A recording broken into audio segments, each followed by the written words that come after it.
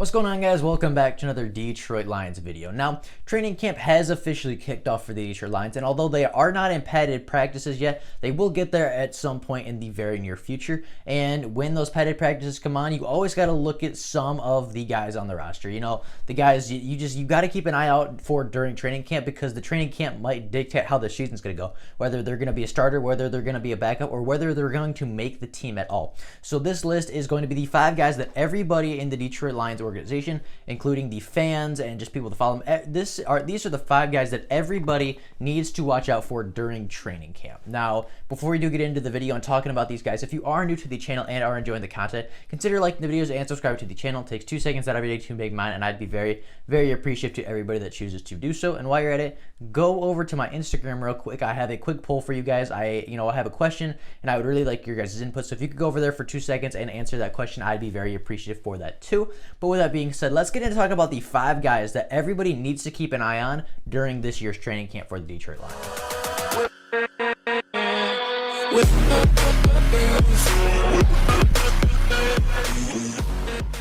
Now, I know I said 5 guys, but to be truthful, 2 of them are more positional groups, or one of them is more of a position group, and the first one is the rookies. Now, you always got to keep an eye on rookies during training camp, right? I mean, there are so many questions surrounding them, from, who's going to be making the team, what's the roles going to be for every draft pick, and so on.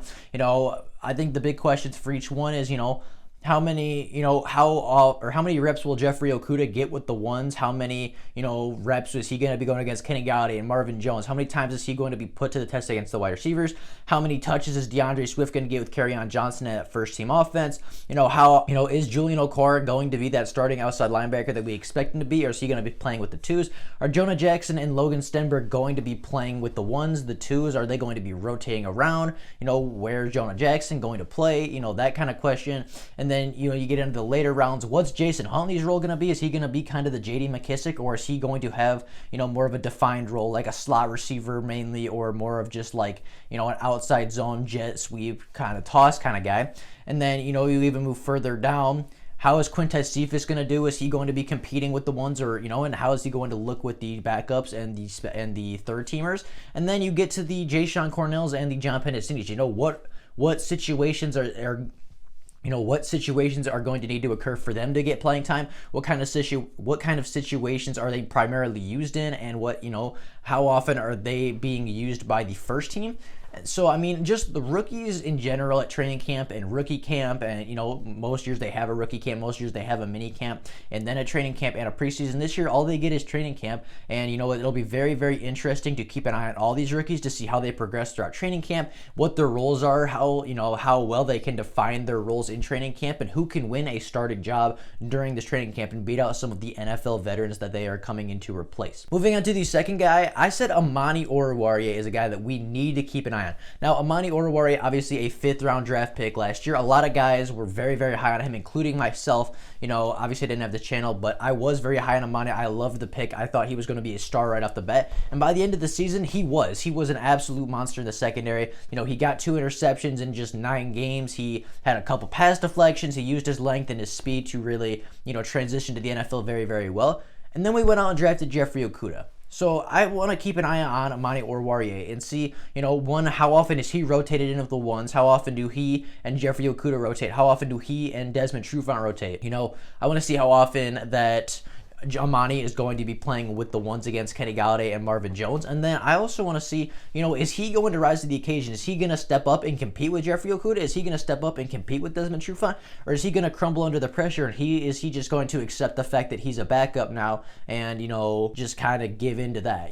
That's something that I want to look at, because, I really think Amani has a great opportunity to get a lot of starting reps this season, and I'll be very, very interested to see if he steps up to the occasion and competes and takes that challenge head on, or if he kind of just folds over and crumbles under the pressure and just kind of accepts his role as the second string cornerback. The third player I wanted to spotlight is is Ty Johnson. Now, Ty Johnson, I believe, was a 5th or 6th round pick for us last season, not the past draft, but the draft before. And last year, he played a decent amount. He didn't have a crazy yardage. He didn't have a ton of touches. He didn't have a ton of big plays, but he was very, very, he was pretty efficient for the Detroit Lions. He had a couple big plays. He had a couple yards of 30, 40, 50-yard gains. Never quite broke it for a touchdown, but when he did get opportunities, I felt he did fairly well with them. And, this offseason, obviously, we just drafted DeAndre Swift. Obviously, we just drafted Jason Huntley. So, how is Ty Johnson's role going to be affected by that? What is Ty Johnson's role going to be? Because last year, we kind of brought him in every once in a while as a third down back. But, is he still going to get that? Is he still going to be on the kick return team? Is he going to,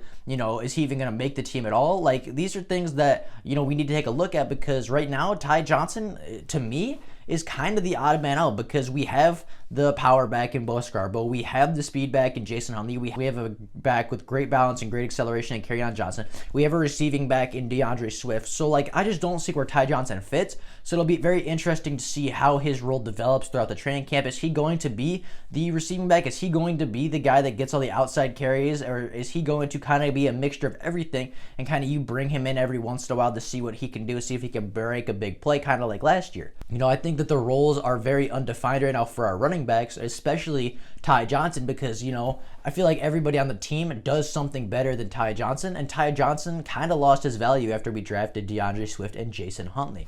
So I want to see, where he fits in this team and what his role is going to be. And I think he's actually the most intriguing player in this training camp, because I think he has the most unknowns, and I think he has the most to prove. And then we get to Jarrad Davis, our former first-round pick out of the University of Florida. How is he going to look? We saw this offseason, he bulked up, he got bigger, he got stronger. He's looking a lot more muscular, he's looking a lot bigger, and he looks like he's going to be a much better linebacker. But, can Jarrad Davis take that step forward? Can Jarrad Davis progress in coverage? Can he get better at covering in zone and again, can he get better in covering with zone and man? Can he get better at reading the offense a little bit better?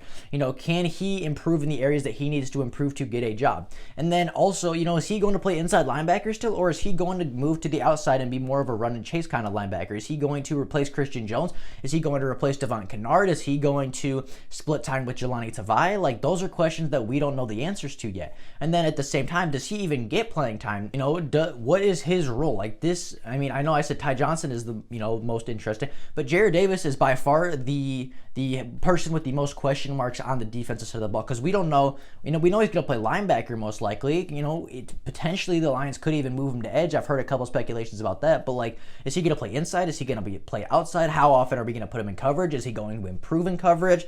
Is the addition of Jamie Collins and Jelani Tavai going to help him out in his progression, or are they going to prevent him from playing? There's just so many questions about Jarrad Davis that it'll be very, very interesting to see how he progresses through this training camp, what he defines his role as, and whether or not he even makes the team. And then the last person, or I guess unit, this is the one offensive unit that I think everybody needs to keep an eye on, and that is, of course, the offensive line. Now, the offensive line has the most question marks on the team right now, because right now we know Taylor Decker is going to be starting at left tackle, we know Frank Ragnow is going to be starting at center, but we don't know any of the other positions. At left guard, we could choose between Kenny Wiggins, we could choose between Joe Dahl, Joshua Garnett, Jonah Jackson, Logan Stenberg. On the right guard position, again, Kenny Wiggins, Joe Dahl, Joshua Garnett, Jonah Jackson. We could even move Big V in there, or we could sign another free agent. There are so many questions on this offensive line that, it'll be really interesting to see, one, who lines up where, right? Who's at the left guard or the right guard and the right tackle position? And then how does this unit play? Because I really think that this defensive line is going to take a big step this year. I think Trey Flowers is going to come in healthy. I think Danny Shelton is going to be much better than Snacks Harrison. I think, I just think the defensive line is going to be better. Deshaun Hand is supposed to be back. We got a new guy in Julian Okwara. I think the defensive line is going to be better this year. So it'll be very interesting to see who lines up where on this offensive line. And then also how do they play as a unit? How do they play cohesively? Are they good at communicating? Are they good at blocking together? Do they open holes in the run game? Do they protect the quarterback? Do they, where do they exceed? Where do they struggle?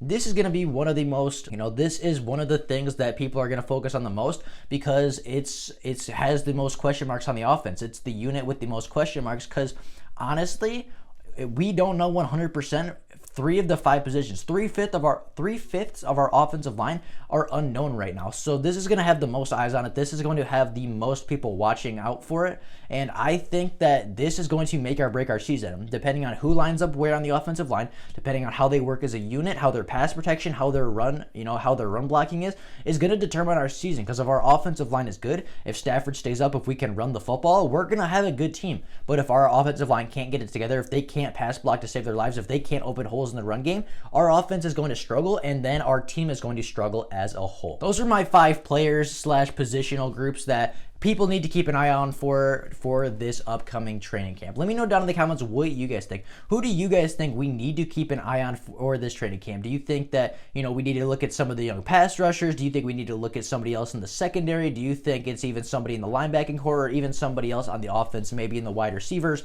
or the tight ends, or, maybe even look at David Blau? Let me know that down in the comments below. Who do you think is the person that everybody needs to keep an eye on for this training camp?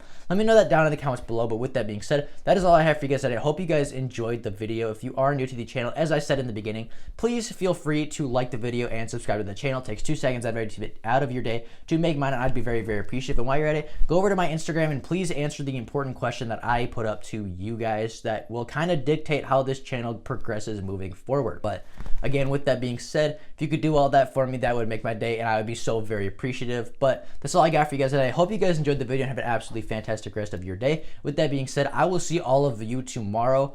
Bye, guys.